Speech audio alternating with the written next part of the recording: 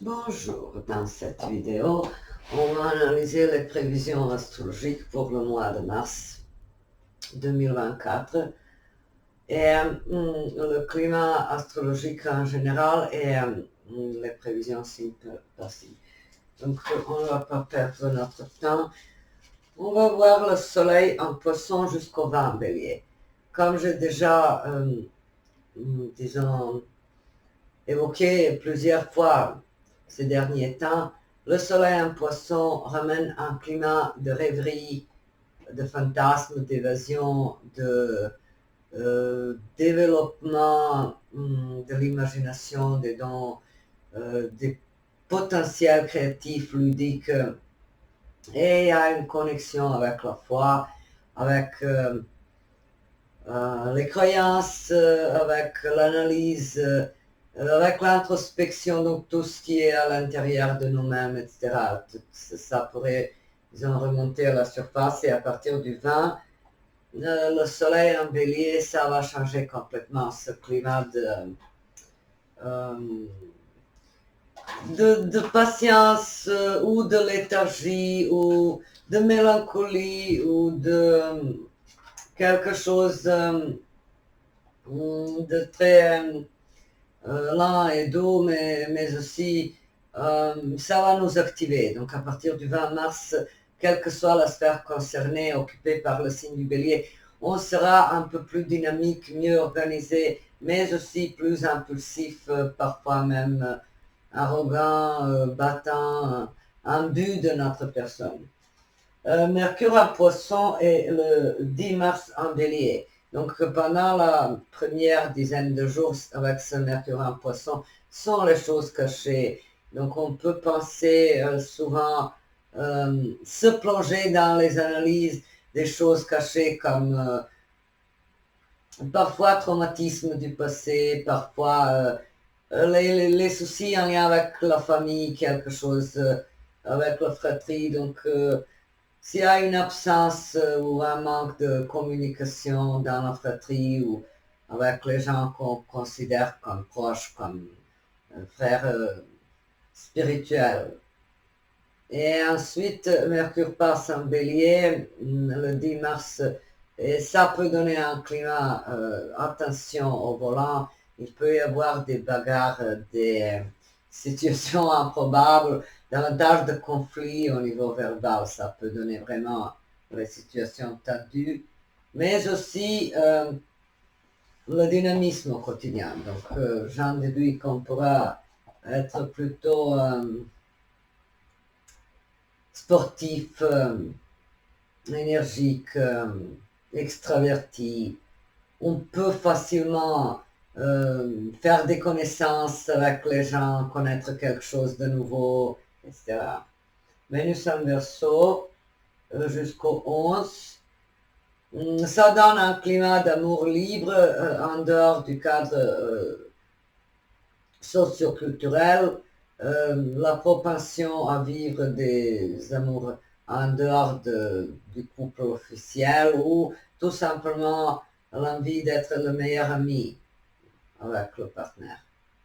Et à partir du 11, Vénus en poisson, ça va changer un peu le climat, donc attention à ne pas s'apitoyer sur son propre sort, à ne pas se sentir comme victime, comme une personne rejetée, pas assez valorisée dans le couple, etc. Donc il peut y avoir une tendance légèrement masochiste avec cette Vénus en poisson. Mars Verseau et le 23 en poisson. Donc jusqu'au 23, il est conseillé de foncer quand il s'agit de nouvelles entreprises, de technologies modernes, toutes sortes de nouveautés. Et à partir du 23, notre action sera intériorisée, notre action sera tournée vers quelque chose à l'intérieur de nous-mêmes. Donc, on peut vouloir guérir ou s'occuper davantage de quelqu'un qui souffre ou investir l'énergie à décortiquer quelques mystères, quelque chose de d'inconnu ou développer un secteur inconnu, mystérieux. Ensuite, Jupiter en taureau, c'est stable, c'est quand même une idée de vie matérielle bien stable et bien gérée, donc de vrais talents, disons, concrets pour gérer quelque chose, que ce soit l'héritage, les revenus ou quelque chose en lien avec nos affaires. Donc, avec Jupiter en taureau, on n'a pas trop de soucis à faire fructifier nos biens et les multiplier et rester sage et sobre et réaliste et pragmatique. Saturne en poisson et Neptune en poisson. Ces deux astres en poisson, je dirais, compliquent la vie en ce qui concerne généralement l'idée de guérison, de soins, de thérapie, de médicaments. Selon moi, ces deux astres pourraient créer la confusion dans ces sphères. Donc, on parle d'un climat global au niveau mondial, vous voyez, donc Saturne en poisson, ça pourrait donner donc les diagnostics erronés, les choses pas très claires quand il s'agit de la santé en général. Et Neptune également en poisson, il est là depuis de nombreuses années, ça n'arrange pas grand-chose, donc ça peut donner vraiment ce climat de confusion et de chaos en ce qui concerne, par exemple, les recherches, le travail dans les laboratoires, les analyses profondes dans n'importe quel domaine, parce que à force d'analyser, d'aller plus loin, on se perd, on s'égare, on se fourvoie, on veut le maximum, la perfection, comme les poissons sont donc l'ombre de la Vierge. Donc j'ai remarqué chez les poissons, notamment chez les hommes poissons, petite digression, une maniaquerie au niveau de la maison, donc des névroses, de la compulsion à mettre chaque chose à sa place, etc. Bien plus que chez les natifs du signe de la Vierge. Donc vous voyez, avec ce Saturne en poisson, il peut y avoir aussi une maniaquerie liée au travail, à la maison et tout ça. Et heureusement, Uranus en taureau, déjà la conjonction large se fait ressentir entre Jupiter et Uranus en taureau. Ça nous donne l'idée que nous pourrions tous facilement avoir accès aux biens, à l'argent, aux gains quelconques de manière inespérée, soudaine et tout à fait aléatoire. Et en ce qui concerne les prévisions, alors pour les béliers, jusqu'au 20 mars, je conseille aux béliers de s'abstenir de toute action importante et de régler les choses dans la douceur, de ne pas trop se casser la tête et de ne pas sombrer dans la mélancolie, parce que avec ces transits en poisson dans leur maison 12, donc Soleil, Saturne, Neptune, puis il y aura Vénus et Mars à partir du 23, les béliers seront vraiment un peu malmenés et le mieux serait de sublimer ces aspects assez éprouvants par une recherche approfondie au niveau de leur psyché ou au niveau de leur capacité artistique et créative. Donc le mieux serait de se cloîtrer quelque part, de se mettre à écrire, de se mettre à dessiner ou voilà, ou méditer. Donc les béliers devraient éviter toute action importante et ne pas se décourager si les choses semblent tout le temps se dissoudre et leur échapper. Et si tout semble inaccessible et compliqué, les béliers devraient garder la tête haute, étant donné que déjà à partir du 20 mars, le soleil rentre dans leur signe et il y aura la possibilité d'un grand renouveau. Donc avec la hausse de vitalité, avec l'énergie, l'énergie de vie, avec l'enthousiasme, l'élan, la joie de vivre, la connexion au moment présent. Donc il ne faut pas trop se casser la tête pendant la première vingtaine de jours, ça va s'arranger.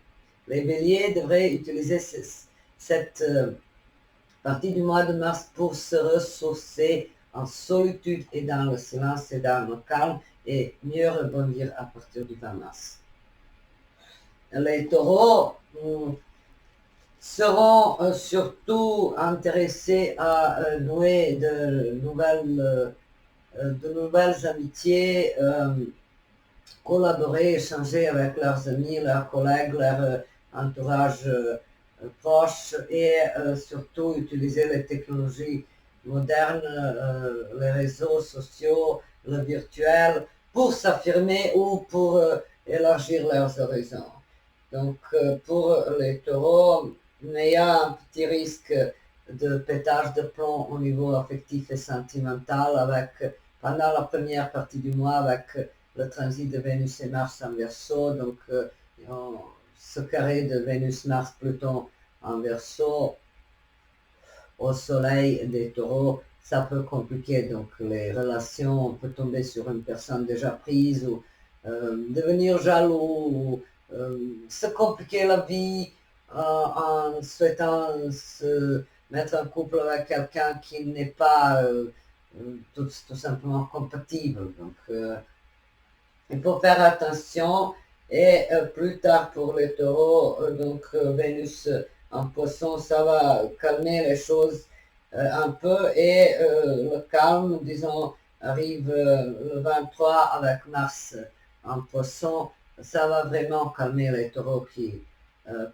souffrent ou qui sont exposés aux épreuves, qui sont malmenés pendant la première partie du mois et plus tard les choses se remettent à leur place et tout redevient calme, sérénité, tranquillité, harmonie, échange fructueux, sans trop de stress, de tension, de rivalité.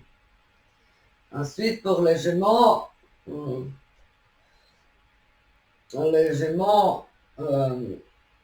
avec Soleil, Mercure en Poisson, pendant la première partie du mois, pourraient se sentir pris d'envie de changer la direction au niveau professionnel, au niveau de la carrière, d'innover, de moderniser, de sentir des sentiers battus et de s'affirmer d'une autre manière. Donc, également, il y aura une propension à chercher les causes nobles, à chercher quelques activités qui permettent de sauver ou d'aider ou de soigner ou de soulager quelqu'un. Ensuite, ce beau trigone Vénus-Mars en Verseau, pour les Gémeaux, ça va être très très bénéfique pour la vie sentimentale, pour les échanges au niveau du couple, ou si vous êtes célibataire, ça peut donner également des situations très intéressantes avec une personne libre dans sa tête, ouverte d'esprit, très amicale, solidaire, qui vous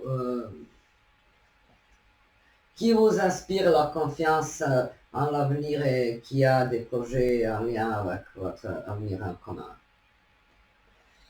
Et une protection céleste assurée par Jupiter et Uranus dans votre maison 12 solaire, donc c'est pas à négliger, c'est un facteur de chance dans les situations éprouvantes. Les cancers seront chanceux avec ce trigone de Soleil, Mercure en Poisson pendant la première partie du mois et plus tard c'est Vénus et Mars qui arrivent en trigone. Donc les cancers vont se sentir comme les chouchous du destin et comme vraiment épanoui, et même ce carré du soleil en bélier et de Mercure en bélier ne va pas considérablement perturber ce climat de bonne vibration, d'épanouissement, de joie, de prospérité. Et donc pour le cancer, il y aura quand même un climat très prometteur où l'on peut réaliser ses objectifs et se sentir vraiment aligné aux forces de l'univers et à son entourage. Et donc, mais pour les cancers, apparemment, ce carré des planètes en bélier, ça peut donner quelque chose en lien avec la carrière à démarrer à partir du 20 mars. Donc, quelque chose de nouveau. Innover et surtout être courageux, ne pas craindre l'échec, mais s'investir très sérieusement, de manière assidue, foncer et saisir rapidement les nouvelles opportunités.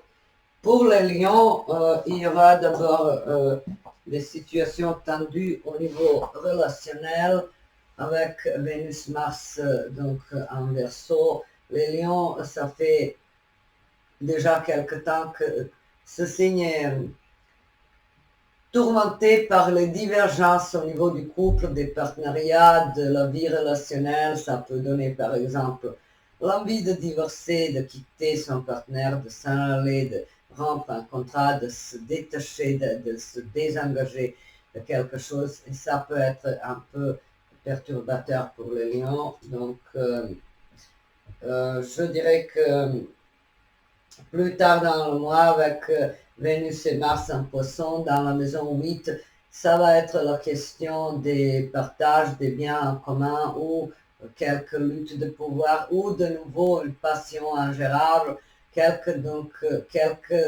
mésaventures au niveau sentimental et affectif pour les lions qui devraient vraiment faire preuve de patience, persévérance et de sagesse et s'abstenir dans la mesure du possible des réactions disproportionnées parce qu'il y a ce carré de cette opposition Vénus-Mars et Pluton et le carré de Jupiter et Uranus. Donc on a un carré en T et c'est donc assez mouvementé comme climat. Et les premières bonnes nouvelles arrivent à partir du 10 mars avec Mercure en trigone dans la maison 9 solaire et plus tard Soleil en bélier arrive donc inspirer tant soit peu d'énergie et de force et remonter le moral au lion déjà bien éprouvé par les carrés, les oppositions célestes. Pour les vierges, la tendance à rêver, la tendance à idéaliser, la tendance à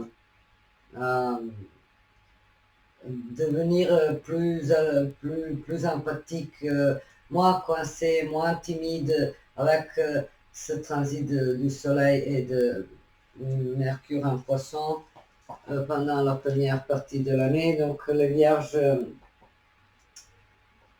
pourraient s'occuper d'autres choses et non seulement se focaliser sur les délais, sur l'ordre, sur les règlements. Les vierges vont être un peu plus romantiques, sensibles, perméables aux émotions des autres et enclines à aider, soutenir, s'investir dans un domaine caritatif, social, ou faire du bénévolat ou quelque chose du genre.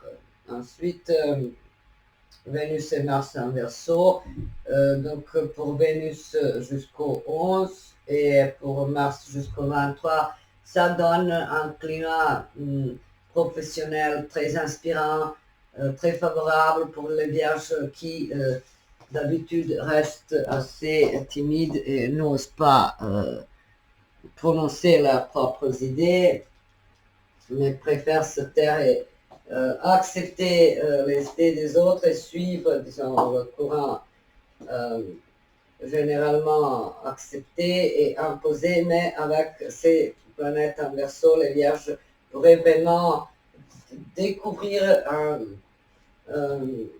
un autre sens de leur travail quotidien et alimentaire. Et surtout innover et ne pas craindre ces changements. Ensuite, Vénus et Mars seront en Poisson dans la deuxième partie du mois et ça donne quelques relations romantiques, mais aussi attention à l'infidélité, relations en parallèle, duplicité, mensonge et confusion. Les vierges pourraient, par exemple, les vierges en couple pourraient tomber amoureuses de quelqu'un qui est déjà pris et donc comme ça on a 4 personnes impliquées dans une histoire, voilà. Donc, mais bon, il y aura le trigone céleste Jupiter-Uranus au soleil de la Vierge, ce qui annonce de bonnes opportunités professionnelles, les situations familiales qui s'éclaircissent ou se soudent par quelques accords à l'amiable, quelques compromis, quelques attitudes tolérantes et sages. Donc pour le Vierge, au niveau matériel, c'est apparemment une période excellente. Pour les balances, la période jusqu'au 11 mars serait la plus inspirante au niveau de l'amour et au niveau des finances, donc la période la plus fructueuse pour gagner, pour s'affirmer, pour se sentir vraiment à l'aise dans sa vie et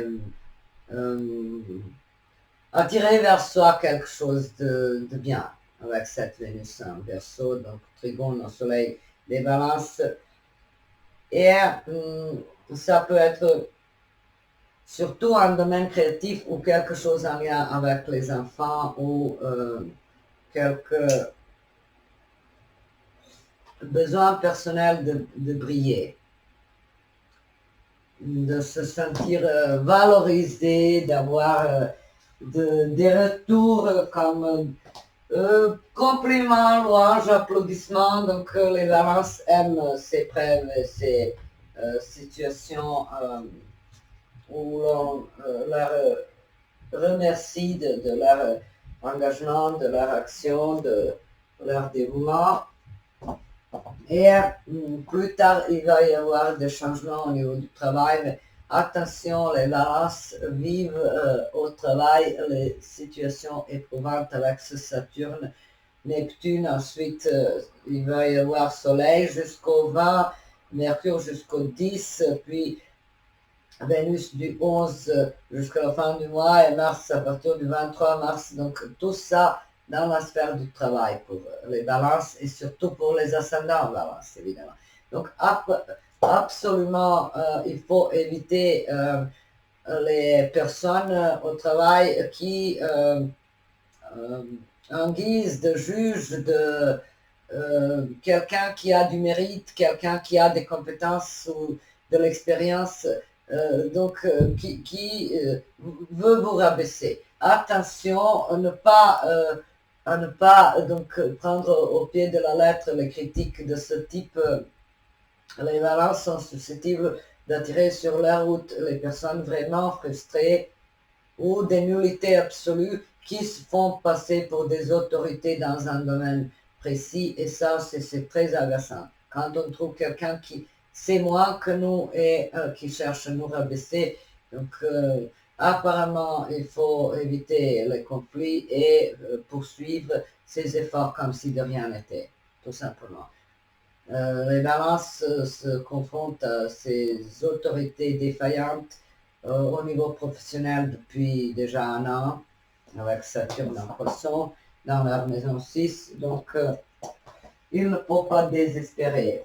Ensuite, pour les Scorpions, Soleil en Poisson Et Mercure en Poisson et la présence de ces planètes en Poisson pour les Scorpions, ça peut donner vraiment une idée de quelque chose de très joyeux, de nouvelles activités sportives ou artistiques, la joie en lien avec les enfants, l'envie d'enseigner, de partager ses connaissances. Et donc les scorpions seront vraiment gâtés au niveau des faveurs astrales. En ce moment, il y aura de bonnes nouvelles, il y aura la possibilité d'agrandir la famille, de trouver la bonne personne, de se mettre en couple avec quelqu'un qui incarne vraiment un idéal émotionnel, affectif. Donc, ça va être une bonne période pour les scorpions et ça va désamorcer tant soit peu ce carré de Vénus et Mars en Verseau.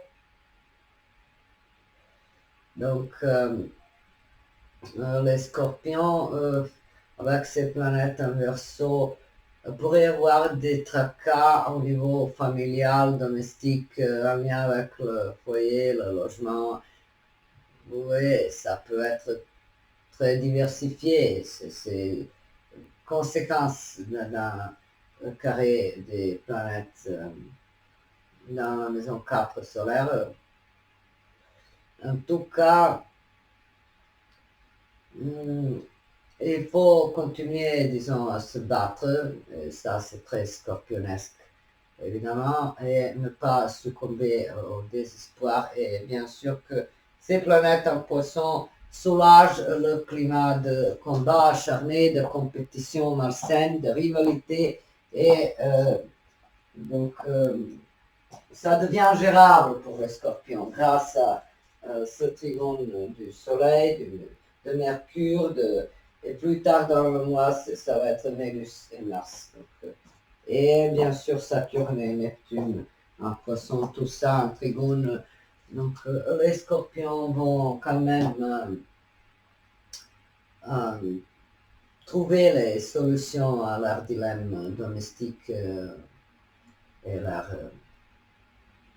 problèmes en lien avec la famille, le foyer ou la tradition en général.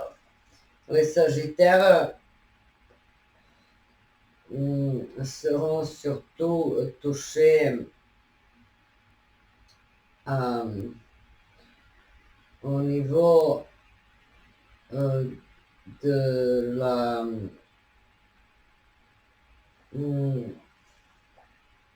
à un niveau, disons, familial, avec les planètes en Poisson. Ça peut être la confusion, la sensation de dépaysement, la sensation de non-appartenance. Donc, jusqu'au 20 mars, il est conseillé de ne pas se disputer avec les membres de sa famille ou les voisins ou l'entourage. Et il est donc déconseillé de s'empêtrer dans ces analyses qui, quoi, comment, pourquoi. Il faut quand même rester sobre et ne pas succomber à une ambiance généralement mélancolique et une ambiance de passivité, de stagnation. Et il faut agir, bien évidemment, avec le Soleil en Bélier et Mercure en Bélier. Ça va activer donc la sphère, le secteur de la fierté personnelle, de la valorisation de l'ego, de la réussite, de la possibilité de monter sur le devant de la scène. Donc il y aura un esprit de compétition qui pourra être salutaire pour les Sagittaires pendant cette période. Ensuite, Vénus et Mars en Verseau, ça donne une bonne ambiance au niveau de la fratrie, au niveau de petits déplacements. Donc pendant la première partie du mois, surtout, les Sagittaires pourraient avoir la chance d'un la communication, signer de nouveaux contrats, se déplacer, acheter une nouvelle voiture, voilà, c'est donc favorable, mais quelque chose cloche apparemment au niveau de la famille, foyer, résidence, logement, investissement immobilier, quelque chose peut être un peu chamboulé avec ce carré de nombreux astres en poisson dans la maison 4 de Sagittaire. Pour les Capricornes, la maison 3 sera activée pendant la première partie jusqu'au 20 avec ce soleil en poisson, le sextile. Ça donne l'idée que les Capricornes pourraient davantage se ressourcer, disons, régénérer leur mental par le biais de quelques réflexions, lecture, musique, méditation, promenade dans la nature, au bord de l'eau et tout simplement lâcher prise. Donc, symboliquement, sortir d'un schéma de tout contrôler, de tout surveiller. Les Capricornes seront, selon moi, plus détendus. Mais avec les planètes en bélier, plus tard, il peut y avoir la tension, les luttes au sein de la famille, les conflits directs ou des travaux dans la maison, donc surtout à partir du 20 mars pour les Capricornes. Le mieux serait de sublimer apparemment ces aspects difficiles par les travaux et par la rénovation. Et pourtant, il y a de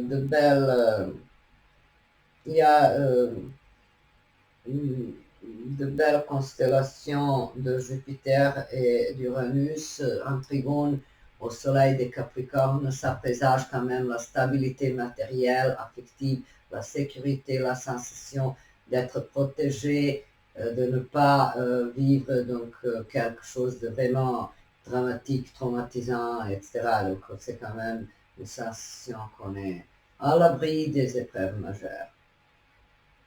Et peut-être il faut surveiller la tendance à s'engager au niveau affectif dans les relations sans lendemain, on flirte. Donc il faut apparemment surveiller la tendance à goûter aux fruits défendus avec Vénus et Mars en Verseau, respectivement jusqu'au 11 et 23 mars. Dans ce sens-là, les Capricornes devraient quand même rester, disons, plus ou moins en adéquation avec leur vraie nature sage et rationnelle et pragmatique. Les Verseaux pourraient avoir une période importante au niveau de la façon dont ils abordent le monde, les principes en général, leurs actions, leur mode d'assumer les responsabilités, d'accepter les défis. Donc avec Vénus et Mars dans leur signe, ça donne un côté vraiment spontané, courageux, une envie d'innover, de sortir des clichés et de se sentir vibrer d'une nouvelle énergie de croissance, d'épanouissement, de joie, donc belle surprise pour les Verseaux, notamment au niveau affectif, et ça peut être également très positif au niveau des finances. Vénus et Mars dans leur signe, accompagné de Pluton qui amplifie apparemment cette idée que les Verseaux se sentent puissants, courageux, bien entourés, et apparemment ça stimule favorablement leur envie de découvrir quelques nouveaux potentiels. Donc pour les Verseaux, un climat assez assez intéressant. Mais il faut faire attention à ce carré de Jupiter et Pluton, donc ça peut, disons, rendre les Verseaux parfois impatients, têtus, obstinés ou les agacer tout simplement parce que les objectifs qu'ils souhaitent réaliser ne seront pas disponibles immédiatement.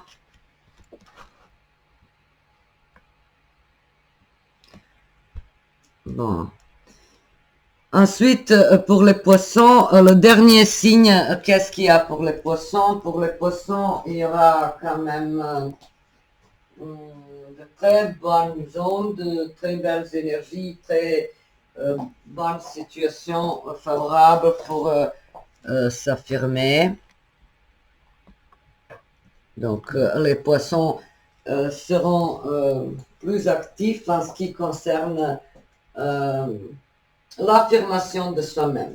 Ça peut être donc le travail ou la sphère privée ou n'importe quelle autre sphère où les poissons souhaitent sortir quand même du mutisme, du silence, s'imposer. Il y a plein de planètes en poisson pendant cette période et ça donne vraiment l'idée que les poissons osent voir plus grand et tenter de nouveaux défis et sans se retourner en arrière. Évidemment, c'est un signe qui a souvent la tendance à s'isoler, cogiter, ressasser éternellement les choses subjectives, ses propres impressions, ses illusions, etc. Mais là, avec Soleil en Poisson jusqu'au 20, Mercure jusqu'au 10, ensuite dans la deuxième partie, Mars et Vénus, il y a Saturne et Neptune. Tout ça donne une image de connexion à la réalité, sensation d'être à sa place, d'être là où l'on doit se trouver. Et donc, il y aura davantage de ténacité, de persévérance avec ce Saturne et avec ce Soleil en Poisson. Donc, ça donne quand même une idée que les Poissons vont mieux gérer les défis qui se présentent sur leur chemin. Et ensuite, la nouvelle lune se déroule en Poisson le 10 mars et la pleine lune dans l'axe Bélier-Balance le 25 mars. Donc cette nouvelle lune en Poisson sera favorable pour lâcher prise, guérir, soigner, prendre soin de soi-même et de son inconscient et se libérer.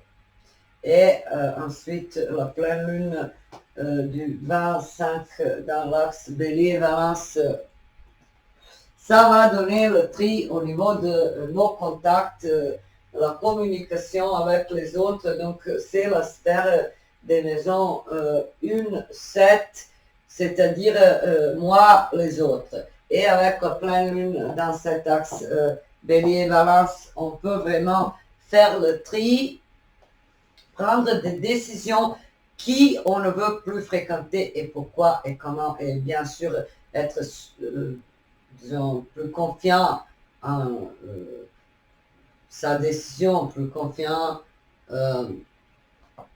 en général. La pleine lune va nous libérer d'un poids à tolérer certaines personnes, certains comportements inutilement. Cette pleine lune dans l'axe Bélier-Balance. Donc, c'est faire des analyses au niveau du partenariat, des relations, des contacts, et bien comprendre qui sont nos amis et qui sont nos adversaires et qui sont les personnes capables de nous mettre les bâtons dans les roues de manière insidieuse et mesquine. Et donc on va agir apparemment de sorte que ces personnes soient éliminées de notre entourage et de notre... que ces personnes ne se trouvent plus, disons, à proximité de nous. Voilà, j'ai été très succincte dans cette analyse. Je vous souhaite un très beau mois de mars et à très bientôt.